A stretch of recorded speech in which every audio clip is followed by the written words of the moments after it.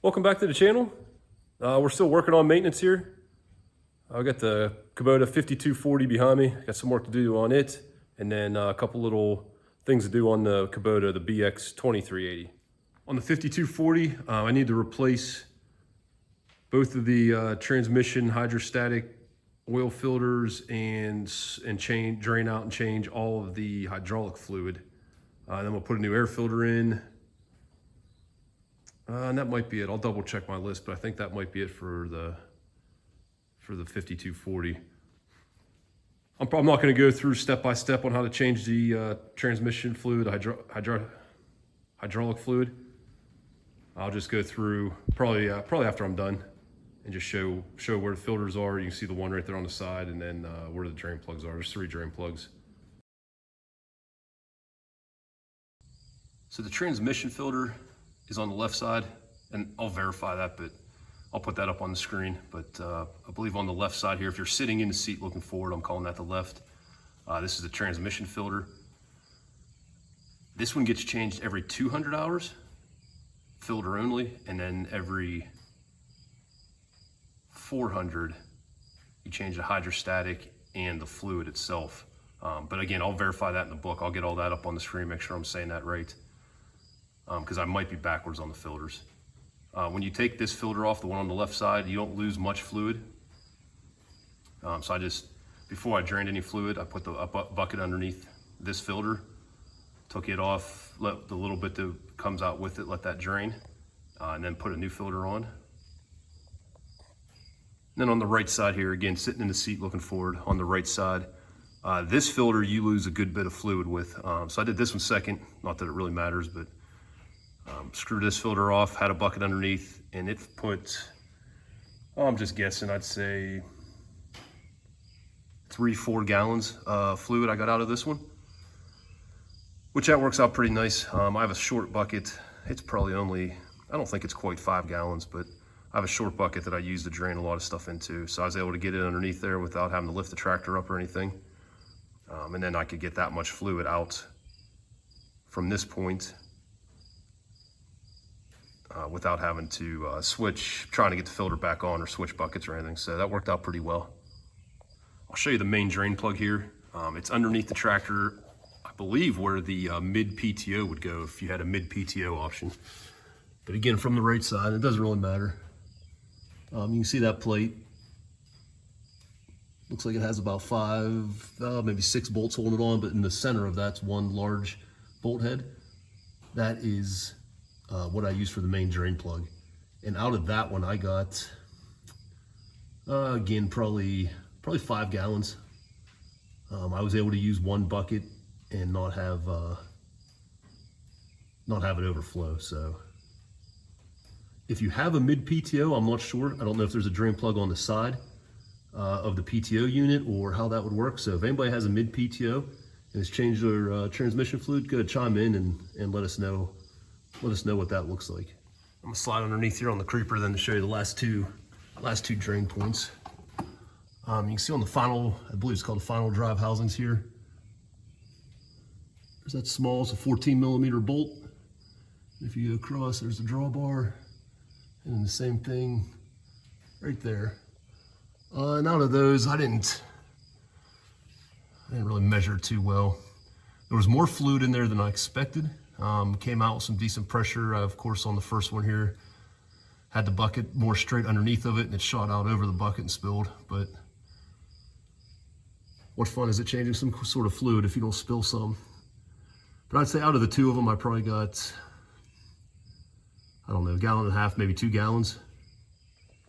Doing the draining in that sequence made it pretty nice, just from a standpoint of not having to try and get a drain plug back in or stop draining at any point to change out buckets or anything. So from that standpoint, it worked pretty well. That you don't have to follow that sequence by any means, but that one worked pretty well for me. I did have all the cylinders just about fully retracted. I mean, you can see that one could have went back another inch. And the dump cylinders, again, probably about an inch, but they're about fully retracted. The 3-point hitch was all the way down. This one to try and get as much of the fluid back to the sump as possible, so we could get it, as much change out as possible.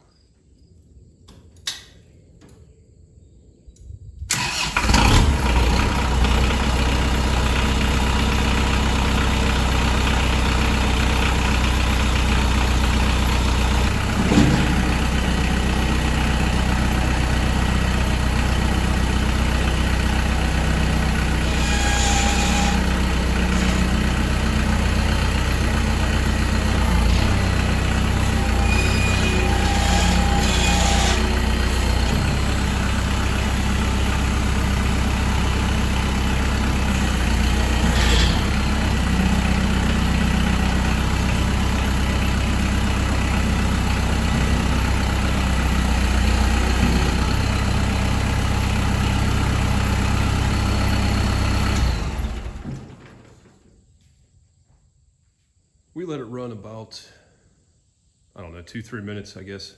Get the filters filled with fluid, and just work any air that may have been in the system. And then I didn't adjust the camera show, but I ran the loader full up, and it ran real smooth. There was no like hiccups or spots where you could see it was pumping air through. And that screeching sound you heard wasn't dry bushings on the loader. That was the level indicator rod. If you can see this rod right here.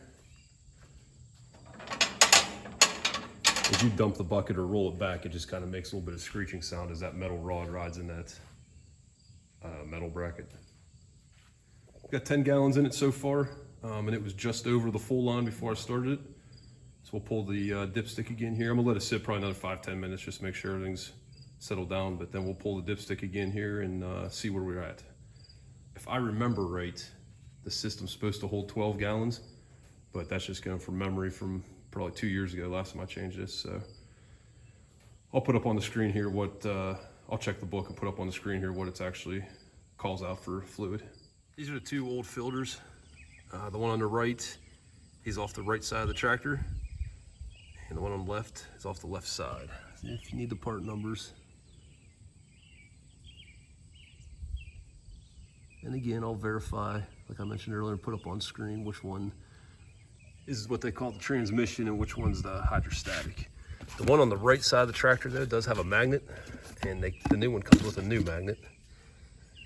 And you can see there's a little bit of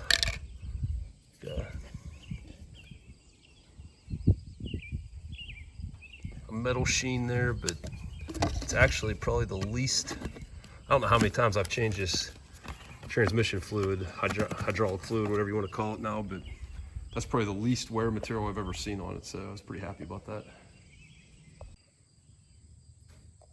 Getting ready to put the new air filter in. Just going to show it. This headlight assembly, there's 2 wing nuts right here, one on each side. Take those out and I just tilt that back. I don't know, you might be able to get this cap off the side without, but it would be very difficult. So I just tilt that back, get it out of the way. I'm not changing the inner, I guess what you call secondary air filter. This time I change it every other. It looks nice and clean, but we'll just change the outer primary air filter.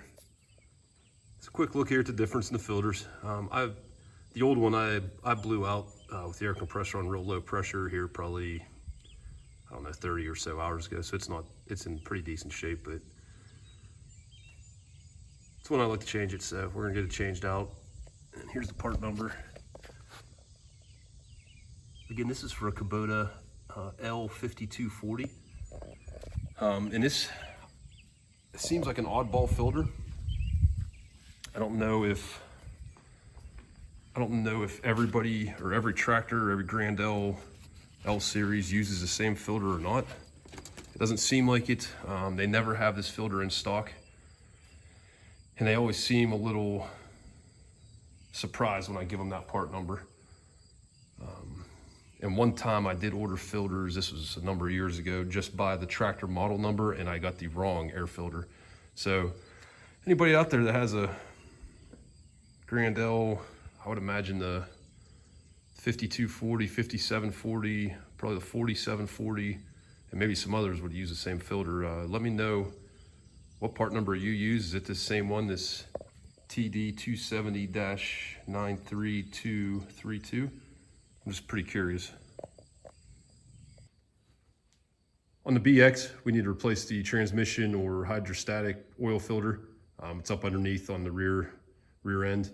I've already done a video on that. I'll post that up above, a link to it. So I'm not going to show anything on that. We've already covered it. Then I need to swap out the air filter. I'll show a little bit of that, but that's pretty straightforward. And that's it for the BX. Here in another little while, I forget, 15 or so hours, I need to get the engine oil changed. I can't remember if I've done a video on that. If not, I'll show just a couple little details when I go do that later. But other than that, should be pretty straightforward on the BX. The hardest part or the most involved thing will be just pulling the deck off to get to the filter underneath. The air filter on the BX is super easy. Just two There's the cap 4, 2 clips on that cap. It comes off, and I pulled the primary filter out. You can see it on the left there, new one on the right.